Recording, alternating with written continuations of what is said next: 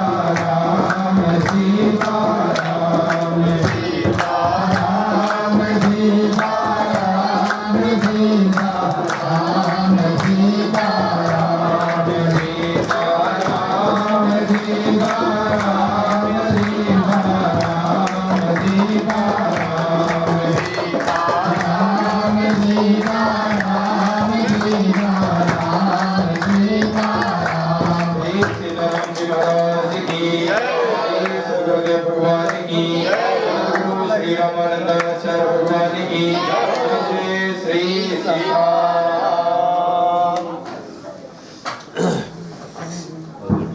बोलिए श्री सद्गुरुदेव भगवान की जय।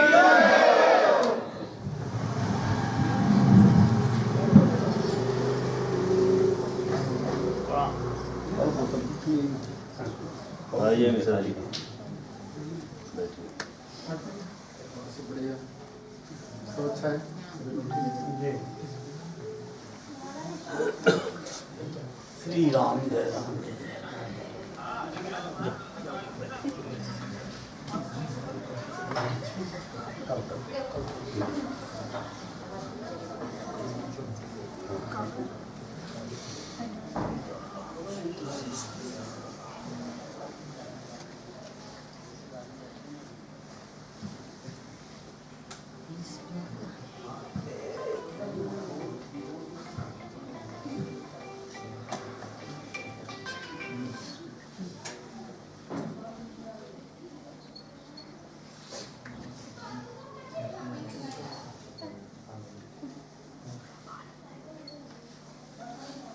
कौन सी कॉलोनी है साई काला साईनगर। साईनगर साईनगर कॉलोनी वार्ड क्रमांक महाविद्यालय के सामने पटन कॉलेज।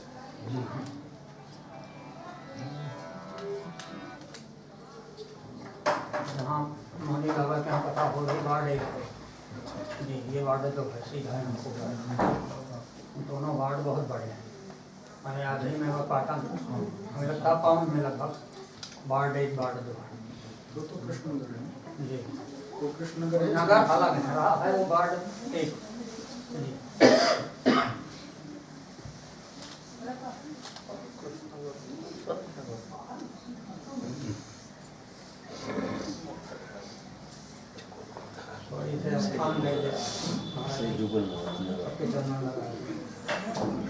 ब्लॉक कॉलोनी को गई वो आया वो आया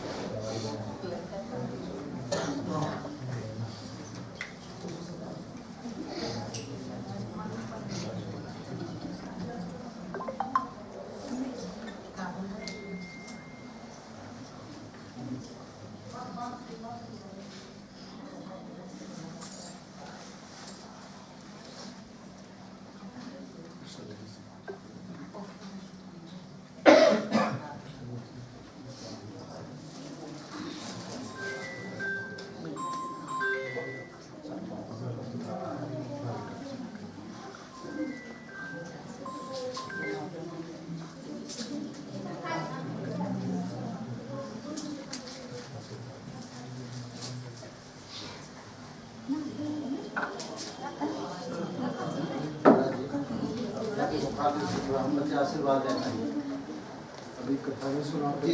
दो सब आशीर्वाद दे जाए ज़्यादा नहीं 2 मिनट एक कुछ आशीर्वाद।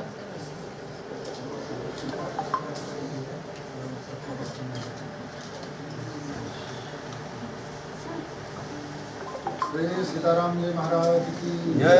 श्री हनुमान जी महाराज की जय। श्री सद्गुरुदेव भगवान की जय। जय जय श्री सीताराम। श्री राम जय राम जय जय राम। श्री राम जय राम जय जय राम। श्री राम जय राम जय जय राम। श्री राम जय राम जय जय राम। श्री राम जय राम जय जय राम। श्री राम जय राम जय जय राम। श्री राम जय राम जय जय राम। श्री राम जय राम जय जय राम। जय। श्री हनुमान जी महाराज की जय। जय श्री राम।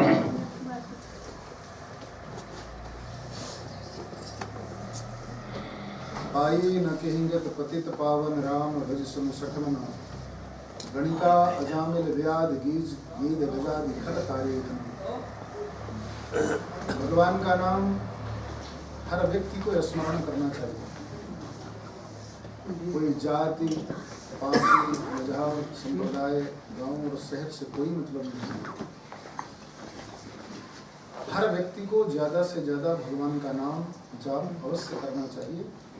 नाम का स्मरण करने से सांसारिक बाधाएं समाप्त हो जाती हैं और भगवान की कृपा से सुख शांति जीवन में बहुत बड़ी प्राप्त होती है। बड़े बड़े संत, बड़े बड़े महापुरुष, बड़े बड़े ऋषिजन, सारे पुराण, सारे धर्म ग्रंथ, रामायण और भागवत एक ही बात कहते हैं कि इस संसार में आने के बाद में कोई कर्मकांड ना कर पाओ, यज्ञ ना कर पाओ, पूजा ना कर पाओ, ध्यान ना लगा पाओ, परिक्रमा ना लगा पाओ, अगर तीर्थों में ना जा पाओ तो भी भगवान का नाम स्मरण करना चाहिए। कई लोग कहते हैं कि जब तक इच्छा ना हो तो हम भगवान का नाम कैसे स्मरण करें, भगवान हमें खुद बुला लेंगे। मंदिर में अभी जाने की इच्छा नहीं है तो मंदिर नहीं जाना चाहिए। जब भगवान बुलाएंगे तो हम खुद चले जाएंगे। ऐसा सोचना हमारा दुर्भाग्यपूर्ण होता है। भगवान ने सुंदर मानव शरीर दिया है, बुद्धि दिया है, चित्त दिया है, तो इसका केवल एक ही फल है भगवान के चरणों में प्रेम होना।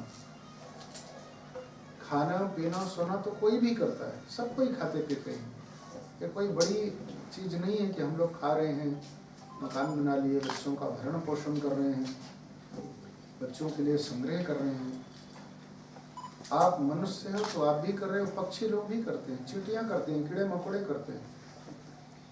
ये कोई बड़ी उपलब्धि नहीं होती। उपलब्धि क्या होती है कि इस मानव शरीर से हम ऐसा कर्तव्य करें, इतना नाम स्मरण करें कि संसार में रहते हुए हमारा जीवन दुखी ना हो और इस जन्म के बाद में दोबारा हमको जन्म ना लेना पड़े। अगर इतना कर लिया तो मानव शरीर, मानव जीवन सर्वश्रेष्ठ होता है। और अगर इतना नहीं किया, दुनिया में सब कुछ कर लिया, तो उसका कोई महत्व नहीं होता।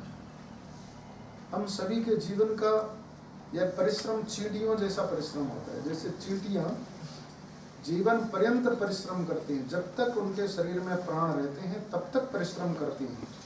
और परिश्रम क्या करती हैं? केवल खाने के लिए। जहाँ भी अनाज देखा, कण देखा, खाने की वस्तु देखी, उसको मुख में दबाया, संग्रह किया। एक कामना होती है कि मैं जीवन भर सुखी रहूंगी और मेरा खानदान, मेरी पीढ़ियां सुखी रहेंगी। लेकिन होता क्या है कि वह चींटियां संग्रह तो करती है, ना तो खुद खा पाती है और ना खिला पाती है।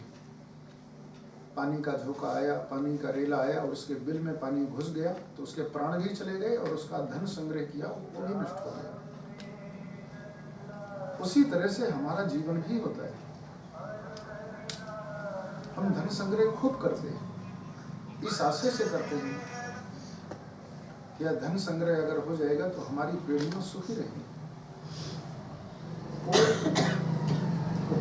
धन संचय,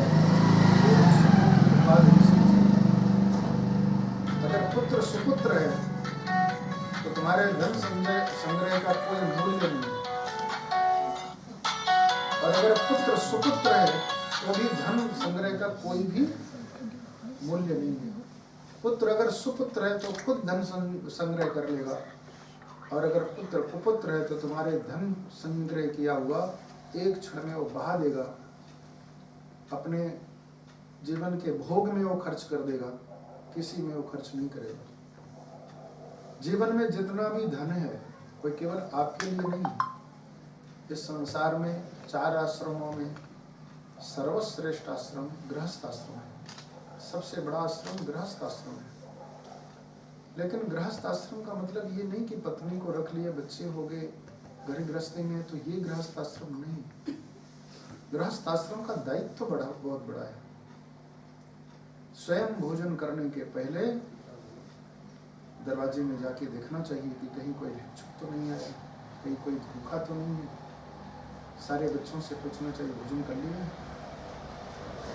सारे दायित्वों का पालन करते हैं गृहस्थ जीवन में रह करके अगर फिर वो भोजन करता है, सभी को सुखी करके भोजन करता है, तो गृहस्थ जीवन सर्वश्रेष्ठ जीवन होता है। अगर इन दायित्वों का पालन नहीं किया, स्वयं के भोग में अपने खर्च कर दिए,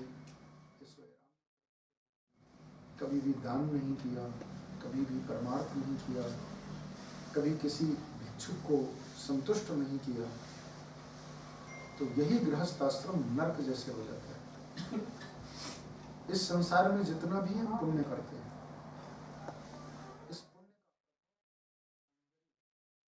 इस पुण्य का प्रभाव सुख, इस पुण्य का प्रभाव तीर्थों में स्थलवास, अच्छा गुरु, अच्छे संत का दर्शन और भगवत सन्निधि या भगवत नाम करने की प्रेरणा मिलती है।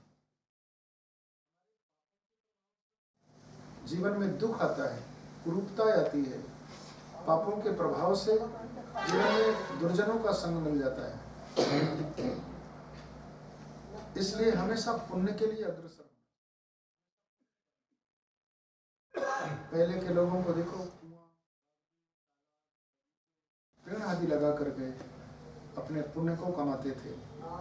जब तक व्यक्ति का नाम अमर रहता है, जब तक व्यक्ति का नाम चलता है, तब तक वो व्यक्ति स्वर्ग में रहता है, उसे स्वर्ग से कभी कोई हटाता नहीं। तो मंदिरों का निर्माण करवाया, कूपों का निर्माण करवाया, सरोवरों का निर्माण करवाया, तो उनका प्रभाव क्या होता था? उस नाम से वह सरोवर जाना जाता था, उस नाम से वह मंदिर जाने जाते थे, बगीचे जाने जाते थे, गोचारण की भूमि जानी जाती थी कि फलाने व्यक्ति की गोचारण की भूमि। तो उसके नाम को लोग स्मरण करते थे कि फलाने व्यक्ति ने इस कर्म को किया है। तो जब भी उस तालाब का या बगीचे का कोई भी व्यक्ति उपयोग करता था, पानी का उपयोग नहाने में, पानी पीने में, कपड़े धोने में, या गाय को पिलाने में, या कीड़ों के पिलाने में, किसी में भी अगर वह पानी का उपयोग हुआ है, वह पुण्य उस व्यक्ति को प्राप्त होता रहता था और वह स्वर्ग में नित्य वास करता था। आज हम जब इन कर्मों को छोड़ दिए हैं, इसीलिए हम दुखी हो रहे हैं। आज इतने भूत प्रेत क्यों दिखाई देते हैं? हर घर का व्यक्ति दुखी क्यों होता है? क्योंकि धर्म से वंचित हो गया है। धर्म से वंचित होने के कारण पुण्य समाप्त हो जाएंगे और पुण्य समाप्त होने के कारण केवल पाप बचेंगे और पाप का प्रभाव सिर्फ दुख ही होता है। दुख के अलावा इसका सुख कभी जन्म नहीं देता। पाप से कभी भी कोई व्यक्ति सुखी नहीं होता है। जब भी सुखी होगा वह पुण्य से ही सुखी होगा, जब भी सुखी होगा धर्म से ही सुखी होगा। इसीलिए हर प्राणी को धर्म करना चाहिए और धर्म के लिए प्रेरित होना चाहिए।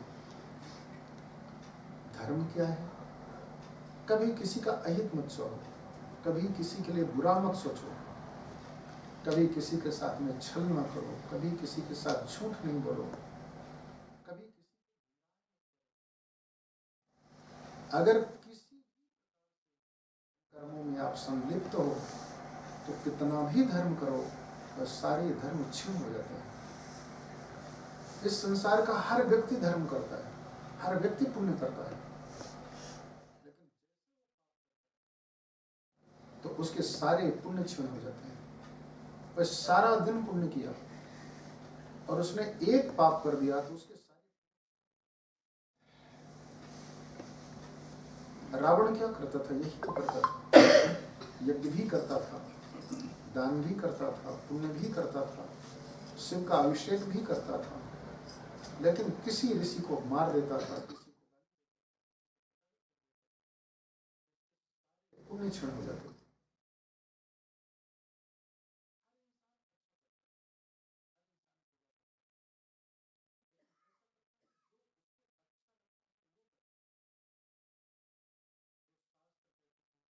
कहते हैं, जो भागवत का उस दृष्टि से वो नहीं करता, वह अपनी दृष्टि से अच्छा करता है। हमारी दृष्टि कभी कभी अच्छी भी होती है और कभी कभी बुरी भी होती है। जैसे कर्ण अपनी दृष्टि से धार्मिक था। कर्ण भी बहुत बड़ा शक्तिशाली था। कर्ण के पास भी उतनी विद्या थी जितनी अर्जुन के पास में थी, लेकिन कर्ण का निर्णय एक दुराग्रही का साथ देना था, एक दुष्कर्मी का साथ देना था, और अर्जुन का निर्णय श्री कृष्ण के उपदेश में चलना था। इसलिए अर्जुन की विजय होती है और कर्ण की पराजय होती है। हमारे पास शक्ति है, हमारे पास बुद्धि है, ये कोई बहुत बड़ी चीज नहीं है। बुद्धि तो मच्छरों में भी होती है, मक्खियों में भी बुद्धि होती है, पागल में भी बुद्धि होती है, लेकिन वो कितनी बुद्धि होती है? खाने पीने सोने की बुद्धि होती है, इसके अलावा कोई उस बुद्धि का उपयोग नहीं होता है।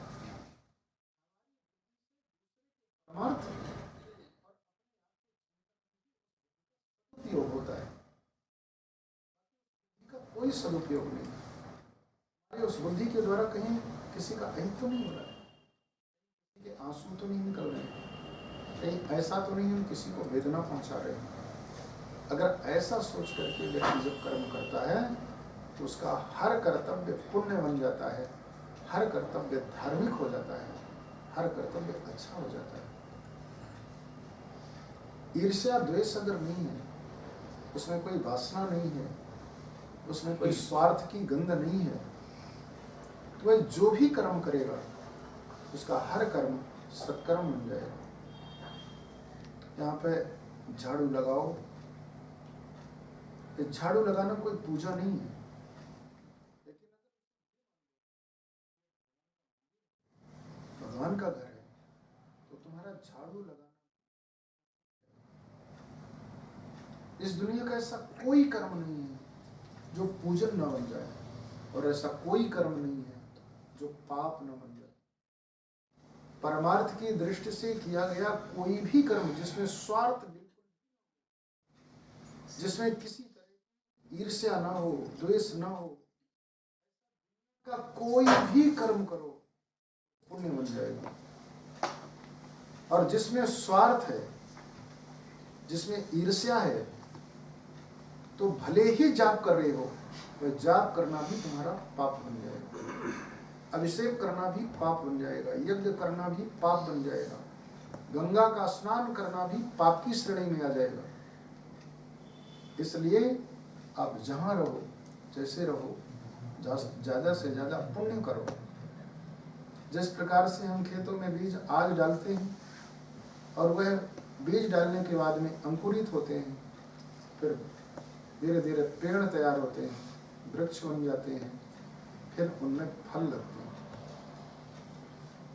उसके लिए बहुत टाइम चाहिए होता है, एक ही दिन में नहीं होता। आज हमने बीज डाला और आज ही अंकुरित होकर के वृक्ष बन जाए, ऐसा कभी भी नहीं होता।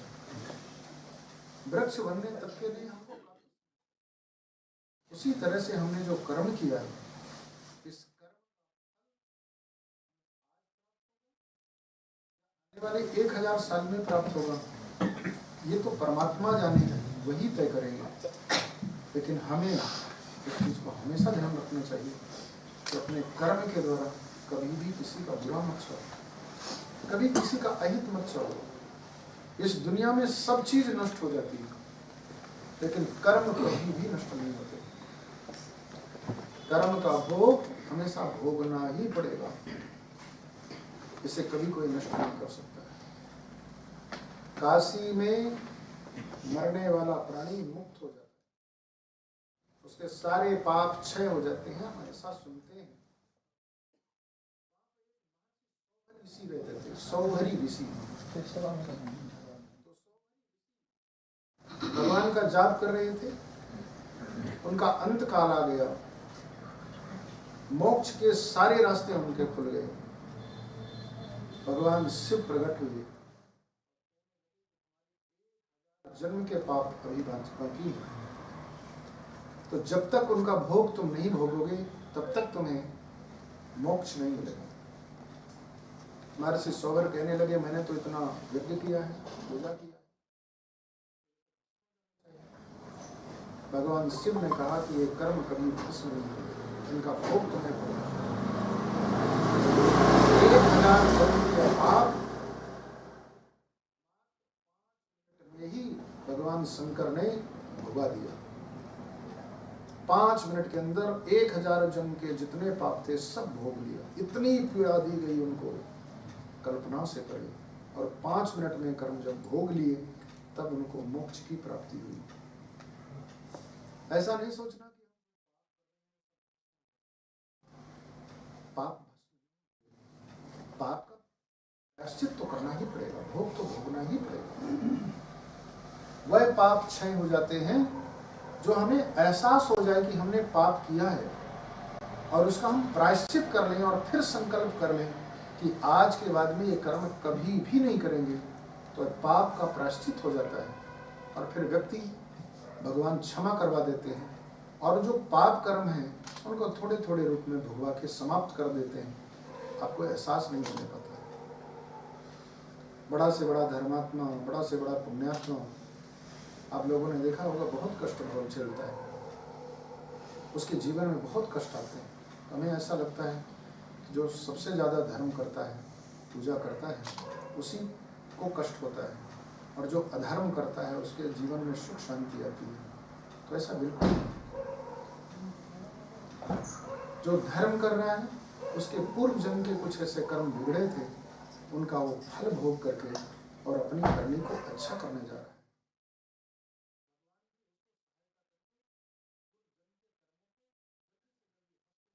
देते हैं जिससे कि उसका आगे का रास्ता हमेशा प्रशस्त रहना चाहिए, क्लियर रहना चाहिए।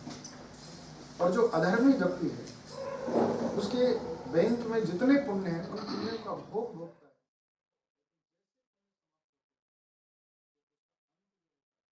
बहुत दुर्गति में होता है, कल्पना से परे दुखों में होता है। हम जहाँ पर हैं, जैसे हैं, अपने को देखो और फिर कभी हॉस्पिटल में जाकर के देखो, कभी कैंसर हॉस्पिटल में जाकर के देखो कि छोटे छोटे बच्चों को कैंसर है, उन स्त्रियों को कैंसर है, बड़े बड़े धनाढ्यों को कैंसर है, बड़े से बड़े लोगों को कैंसर है। कैसे कैसे कष्ट है, कैसी कैसी आपत्तियां आती हैं, कैसे कैसे जीवन में संकट आते हैं, कैसे कष्ट भोगने पड़ते हैं। तो ये हमारे कर्म के, बस ईश्वर का ध्यान रखो। ये सभी के साथ हो सकता है। मेरे को भी कैंसर हो सकता है, आपको भी हो सकता है, किसी को भी हो सकता है। हमारा एक्सीडेंट हो सकता है, हम भी दुखी हो सकते हैं, हम भी बिस्तरों में लेटे रह सकते हैं, हमको भी पैरालाइसिस हो सकता है। तब किसी जीवन में का क्या हो जाएगा इसको कोई नहीं जानता, लेकिन इससे कभी भी घबराना नहीं चाहिए। हमेशा इस चीज़ को सोचना चाहिए कि इसे हमें भगवान की शरण में गुजारना है और मुस्कुराते हुए हमें आगे बढ़ना है।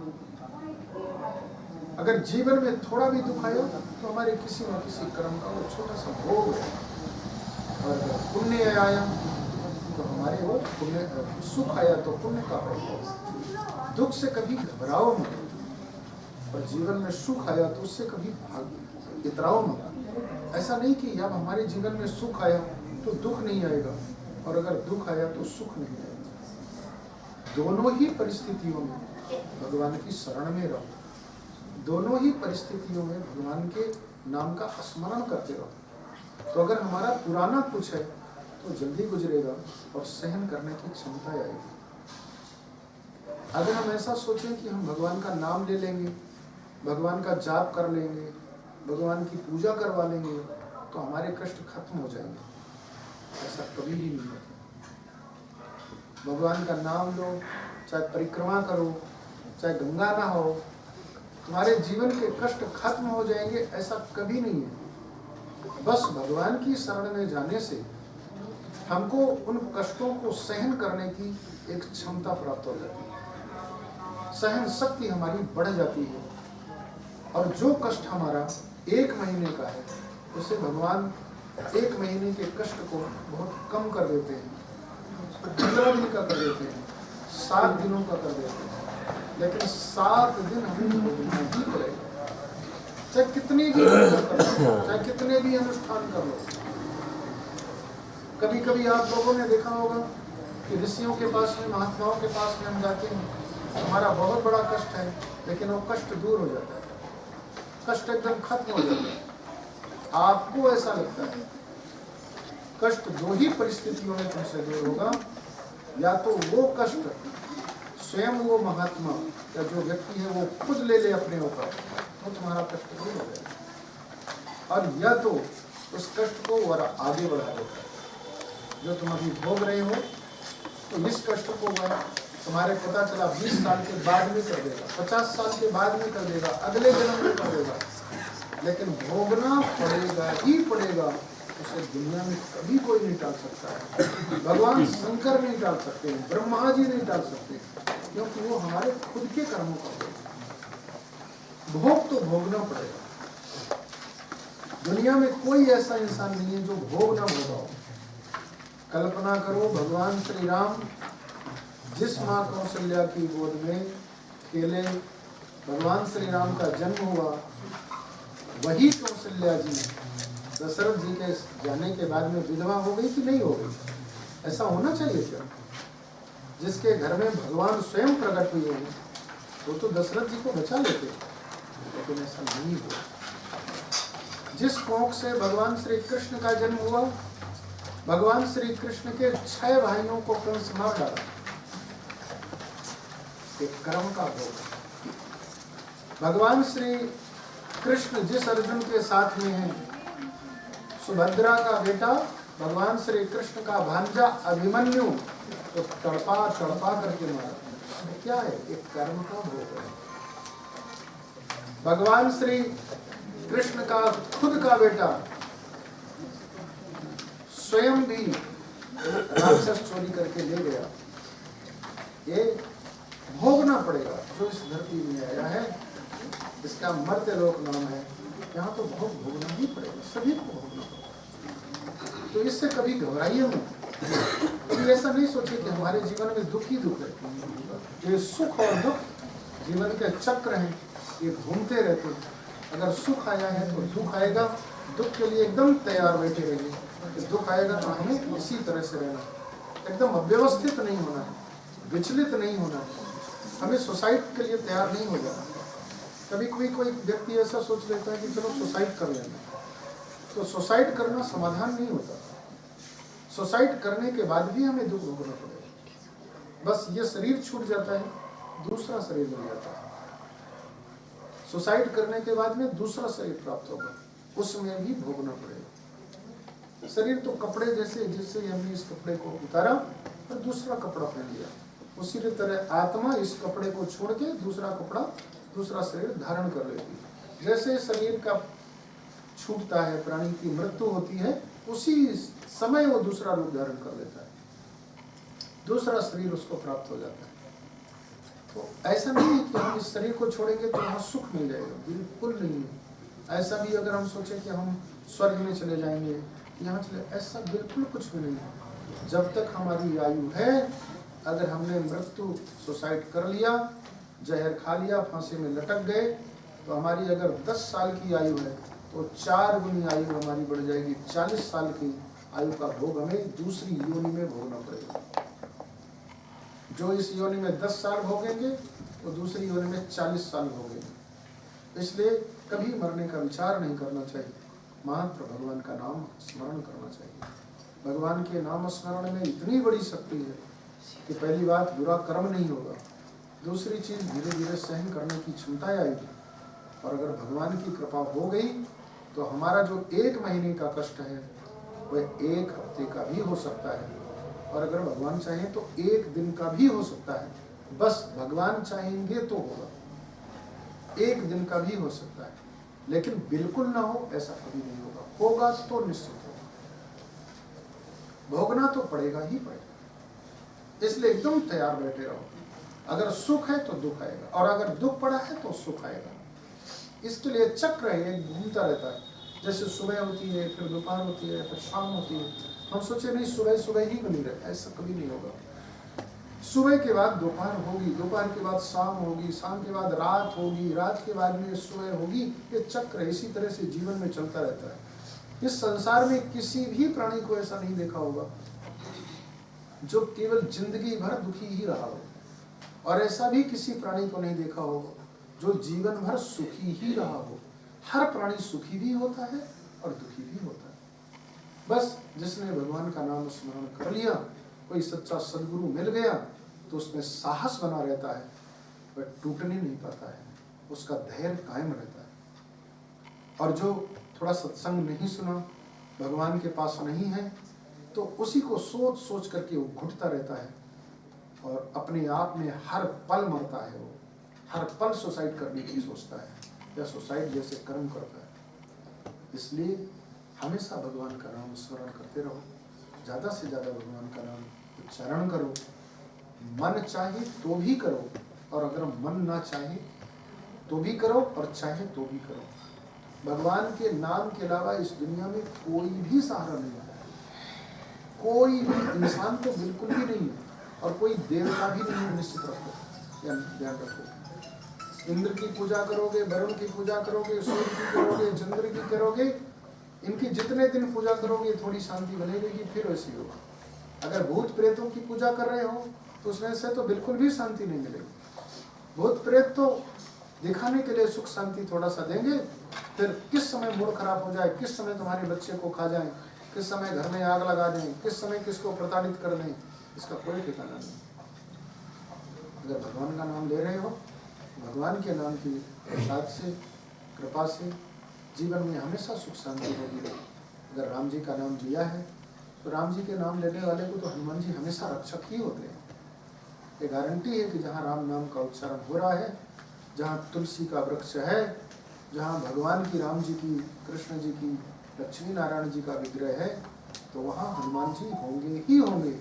उस प्राणी को कभी भौतिक बाधाएं नहीं हो सकती है, उसके जीवन में सुख शांति बनी रहेगी। ऐसा हमेशा सोच करके रखना चाहिए। इस संसार में सारे पुराणों का, सारे धर्म ग्रंथों का, सारे यज्ञों का, सभी का केवल एक ही फल है, भगवान के चरणों में प्रेम। भगवान के चरणों में प्रेम कैसे होगा? संतों से होगा। ऐसे भगवान में जल्दी प्रेम नहीं हो जाता है कि हम चाहें कि भगवान में प्रेम हो जाए तो हो जाए, ऐसा बिल्कुल नहीं। आप सोचोगे हम जानते नहीं, जान के प्रेम हो जाए, जानने से भी प्रेम नहीं हो। जानने के लिए तो रावण से ज्यादा कौन जानता है? वेदों का ज्ञाता है, कर्म कांडों का ज्ञाता है, ज्योतिषी है बहुत बड़ा, इसके बाद भी उसका भगवान में प्रेम नहीं हो। तो भगवान में प्रेम संतों की कृपा से होगा। कोई रिश्ता बना के रखो, गोपाल जी को बच्चा मान लो, भाई मान लो, मित्र मान लो, पिता मान लो, कुछ भी मान लो, जो तुम्हारी मर्जी पड़े वही मान लो। और जो रिश्ता मानो उसी रिश्ते से लगातार एक टाइम निश्चित कर लो, एकदम एक टाइम निश्चित करने के बाद में उसी टाइम पे भगवान के पास में जाओ, चाहे दीपक जलाओ, चाहे थोड़ी सी बात करो। 1 महीना लगातार अगर कर लिया तो मैं गारंटी से कहता हूं कि वह 31वें दिन तुमसे बात करने लग जाएगा। बस टाइम का ध्यान रहना चाहिए कि करना रोज है, उसी टाइम पे रोज करना है, वो तुमसे बात करने लग जाएगा। भगवान तो बहुत बड़ी हस्ती है, भगवान बहुत बड़ी चीज है। नियमित किसी कुत्ते को तुम एक ही टाइम पर रोटी दो, एक नियम बना लो कि हमें 12 बजे कुत्ते को रोटी देना है, या गाय को रोटी देना है, किसी जानवर को देना है, तो ज्यादा से ज्यादा 1 हफ्ता टाइम लगेगा। दूसरे दिन करेक्ट 12 बजे वो आपके पास खड़ा हो जाएगा। तो सोचो, जानवरों में इतनी शक्ति होती है, टाइम का उनको ज्ञान हो जाता है, तो भगवान तो बहुत बड़ी कण कण में व्याप्त रहने वाला परमात्मा। भगवान में हमारा जितना विश्वास होगा उतना ही भगवान हमें दिखाई देगा। भगवान कहीं दूर नहीं है। ऐसा नहीं सोचो कि कहीं स्वर्ग में बैठे हैं, कि वैकुंठ में बैठे हैं, हमारी बात सुन नहीं पा रहे हैं। एकदम तुम्हारे सामने है भगवान, यहीं पे भगवान है, बस हम उन्हें देख नहीं पा रहे हैं। क्यों नहीं देख पा रहे हैं? क्योंकि हमारा विश्वास नहीं। विश्वास न होने के कारण भगवान हमें बिल्कुल दिखाई नहीं देता। जैसे आपके पास हीरा पड़ा हो, जानकारी हमें ना हो, तो हमारे लिए कांच का टुकड़ा है, कोई उसका मूल्य नहीं। लेकिन जो जौहरी होगा तो 1 सेकंड में वो पहचान जाएगा। जैसे गांजा वाले को देखो, वो गंजड़ी को 1 मिनट में पहचान जाता है। दृष्टि टिप्पणी को पहचान जाएगा कि गांजा पीता है। दारू वाला दारू वाले को पहचान जाएगा, बीड़ी वाला बीड़ी वाले को पहचान जाएगा, जुआ वाला जुए वाले को पहचान जाएगा। नजरों से पहचान जाएंगे कि ये व्यक्ति इस कर्म को कर रहा है। उसी प्रकार से हमारी जितनी श्रद्धा उत्पन्न हो जाएगी, विश्वास सिद्ध हो जाएगा, उतना ही भगवान पे हमारी दृष्टि पड़ने लगेगी और वो हमें दिखने लगेगा। हर बात बात पे आगाही करने लगेगा, हर बात पे समझाने लगेगा, हर बात पे हमें बताने लगेगा कि ये कर्म करो और ये कर्म ना करो। ये होगा कैसे? बस एक ही प्रवाह है, नाम जप करो। इच्छा हो तो भी और न इच्छा हो तो भी एक संकल्प कर लो कि हमें तो करना ही है, इतना करना ही है। जो इंसान जो करना चाहता है वो कर लेता है, उसे दुनिया में कोई ताकत नहीं रोक सकती, कभी भी कोई नहीं रोक सकता। जिस इंसान को जो करना है वो कर्म को अपना कर ही लेगा। दारू पीने वाला अयोध्या ले जाओ, हरिद्वार ले जाओ, वो दारू पिएगा ही पिएगा, अपनी व्यवस्था बना लेगा। गाड़ी में चलता चलता दारू पी लेगा, बीड़ी पीने वाला बीड़ी पी लेगा, चोरी करने वाला चोरी कर लेगा। उसी तरह हम जब जीवन में संकल्प कर लें कि हमें भगवान का नाम लेना है तो हम ले लेंगे, चाहे कितनी कठिन परिस्थिति हो जाए, चाहे पूरी दुनिया लग जाए कि ये भगवान का नाम ना ले पाए, तो भी हम भगवान का नाम ले लेंगे। विभीषण रावण के पुरी में रहता है, सगा भाई है। जिन राम जी की सीता जी को चुरा के ले गया है, उन्हीं राम जी का नाम अपने घर में लिख के रखा है, धनुष बाण बना के रखा है, तुलसी का पेड़ लगा के रखा है। क्यों? क्योंकि उसकी खुद की इच्छा है, पर्सनल इच्छा है उसकी। उसी तरह हमारी अगर खुद की इच्छा है तो हम सब कुछ कर सकते हैं, और हमारी खुद की अगर इच्छा ना हो तब तो 50 बहाने पैदा हो जाते हैं। हजारों तरह के बहानों में हम अटके रहते हैं, उलझे रहते हैं। हमें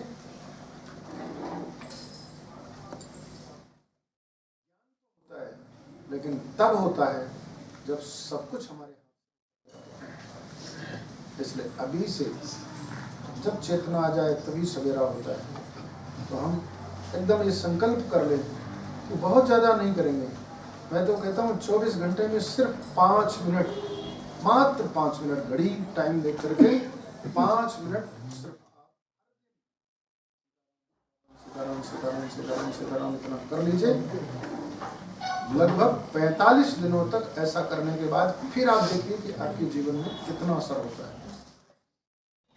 इसलिए ऐसा आप हमेशा करिए और हमेशा इस चीज़ का ध्यान रखिए। इससे बड़ी वस्तु कोई नहीं है, भगवान के नाम से बड़ी कोई वस्तु नहीं। उपदेश अपनी जगह है। उपदेश तो हम कितना भी सुनेंगे, कितने बार हम नहीं सुने, कितने लोगों के संतों के सुने, घर में सुने, टीवी में सुने, मोबाइल में सुने। उपदेश से कभी कोई परिवर्तन थोड़ी होगा। अगर होता तो हो जाता परिवर्तन। अगर उपदेशों से परिवर्तन होता तब तक तो हमारा परिवर्तन हो जाता, एक ही बार में हो जाता। वेद व्यास जी की वाणी है, भगवान की वाणी है। उपदेश से परिवर्तन होता तो दुर्योधन का परिवर्तन नहीं हो जाता, हो जाता कि नहीं हो जाता?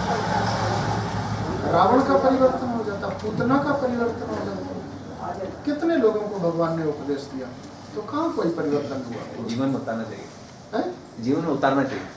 उतारोगे जब उसका चिंतन करोगे, आत्मसात करोगे, तब जीवन का परिवर्तन होगा। ऐसे सोचो, पूछे कि कुछ तो उपदेश करिए। ये नशा जैसा है, कुछ तो उपदेश करिए, कुछ तो उपदेश करिए। क्या उपदेश करिए? आज तक इतने उपदेशों में हमने कितना उतारा है? बस एक आचरण, एक संकल्प हो गया तो वही संकल्प तुम्हें ईश्वर तक पहुंचा देगा। एक ही संकल्प तुम्हें ईश्वर से जोड़ देगा। वो कैसा भी संकल्प होना चाहिए। मैंने कहा ना, 24 घंटे में मात्र 5 मिनट का टाइम, 5 मिनट बस। प्रत्येक हमें ये नाम लेना है, हमें ये काम करना है। बस ऐसा सोच ले, उतने में ही तुम्हारे जीवन का पूर्ण परिवर्तन हो जाएगा। फिर ज्यादा कुछ करने की आवश्यकता नहीं।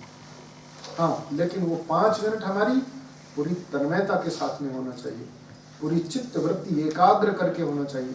ऐसा नहीं कि हम बैठे यहाँ हैं और हमारा मन गांधी चौक में हो, कहीं मार्केट में हो, कहीं खेत तरफ हो, कहीं गांव तरफ हो, ऐसा नहीं। एकदम मन हमारा वहीं रहना चाहिए, बुद्धि हमारी वहीं रहना चाहिए, नजर हमारी वहीं रहना चाहिए, ऐसा संकल्प। 5 मिनट, करेक्ट 5 मिनट मैं ये निश्चित एकदम प्रतिज्ञा करके कहता हूं कि अगर कुछ दिनों तक आप कर लो तो भगवान के दर्शन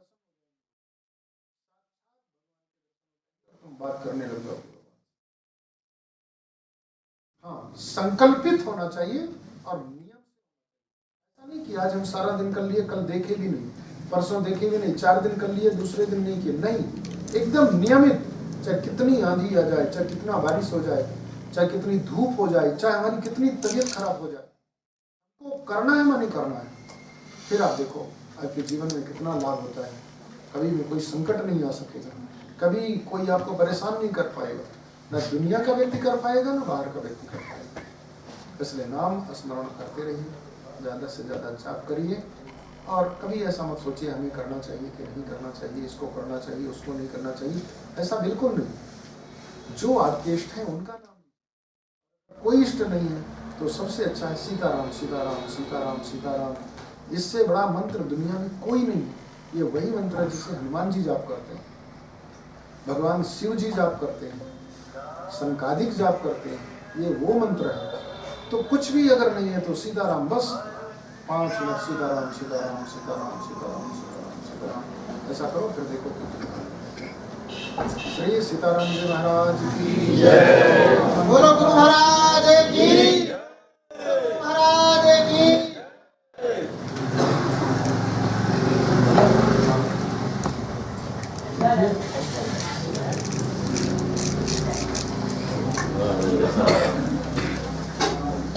बहुत बढ़िया।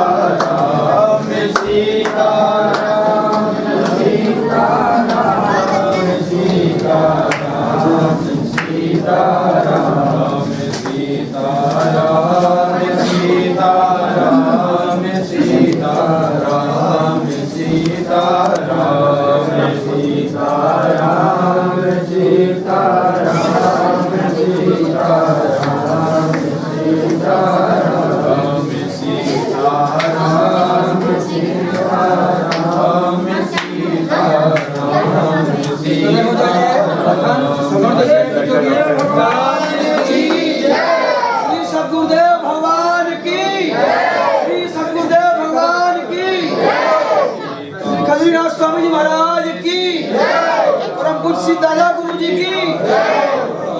सीताराम सीताराम सीताराम।